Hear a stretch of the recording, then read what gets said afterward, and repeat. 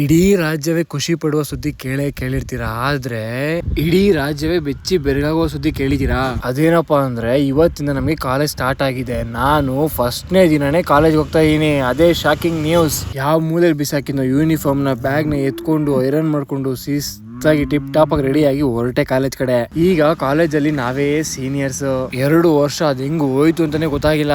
ಇಲ್ಲಿ ಕಲ್ಸಿರೋ ಪಾಠ ಅಂತೂ ಒಂದು ನೆನಪಿಲ್ಲ, ಯಾಕಂದ್ರೆ ಕ್ಲಾಸ್ ಅಟೆಂಡ್ ಮಾಡಿರ್ತಾನೆ ನಾವು. ಆದ್ರೆ ಇಲ್ಲಿ ಕಳ್ದಿರೋ ಅಂತ ಒಂದಷ್ಟು ಕ್ಷಣಗಳು ಮಾತ್ರ ಜೀವನ ಪೂರ್ತಿ ನೆನ್ಪಿಟ್ಕೊಂತೀವಿ. Life time memories. ಇನ್ನೊಂದು ವರ್ಷ ಇದೆ, ಆಮೇಲೆ degree life tata good bye. ನಮ್ ಕುರ್ಚಿನಂತೂ ತುಂಬಾ ಮಿಸ್ ಮಾಡ್ಕೊಂತಿದ್ದೆ. ಅದಕ್ಕೆ ಬಂದಿದ ತಕ್ಷಣ ಕ್ಲಾಸ್ ಹೋಗಿರೋ ಫಸ್ಟ್ ಇಲ್ಲಿ ಕುತ್ಕೊಂಡೆ. ನನ್ನ ಫ್ರೆಂಡ್ ಪಡ್ಡೆ ಹುಲಿ, ನನ್ ಮಗ ಬಂದೇ ಇಲ್ಲ ಕಾಲೇಜ್ಗೆ, ಕೈ ಕೊಟ್ಬಿಟ್ಟ ಇವತ್ತು ಫುಲ್ ಬೋರಿಂಗ್ ಅನ್ಕೊಂಡು ಈ ನಾಯಿ ಯಾಕೋ ಡಿಪ್ರೆಷನ್ ಅಲ್ಲಿ ಇತ್ತು ಮಾತಾಡ್ಸ್ಕೊಂಡು ಕ್ಲಾಸ್ ಕಡೆ ಹೊರಟೆ. ಕ್ಲಾಸ್ ನೋಡಿದ್ರೆ 3rd ಫ್ಲೋರ್ ಅಲ್ಲಿ ಹಾಕ್ಬಿಟ್ಟಿದ್ದಾರೆ. ಮೆಟ್ಲು ಹತ್ಕೊಂಡು ಹೋಗೋ ಅಷ್ಟರಲ್ಲಿ ಸುಸ್ತಾಗೋಯ್ತು. ಹೋಗಿ ಕ್ಲಾಸ್ ಅಲ್ಲಿ ನೋಡಿದ್ರೆ ಒಳ್ಳೆ ಗೋಡೌನ್ ಇದ್ದಂಗೆ ಐತೆ ಕ್ಲಾಸ್ ಎಲ್ಲ. ಆಮೇಲೆ ನಮ್ಮ ಹುಡುಗ ಸಿಗ್ದ, ಅವನೇನೋ ಹೇಳ್ತಾವ್ ಕೇಳಿಸ್ಕೊಳ್ಳಿ ಪ್ಲೀಸ್. ಸರ್ಪ್ರೈಸ್ ನನ್ನ ಗೋಳುಗಳು ಫಸ್ಟ್ ಡೇನೆ ಸ್ಟಾರ್ಟ್. 3rd ಸೆಮ್ ರಿಸಲ್ಟ್ ಎಲ್ಲಾರ್ದು ಬಂದ್ರು ನಾನು ಒಬ್ಬನ್ ಮಾತ್ರ ಬಂದಿಲ್ಲ. ನಾನು ಏನ್ ತಪ್ಪು ಮಾಡಿದೀನಿ?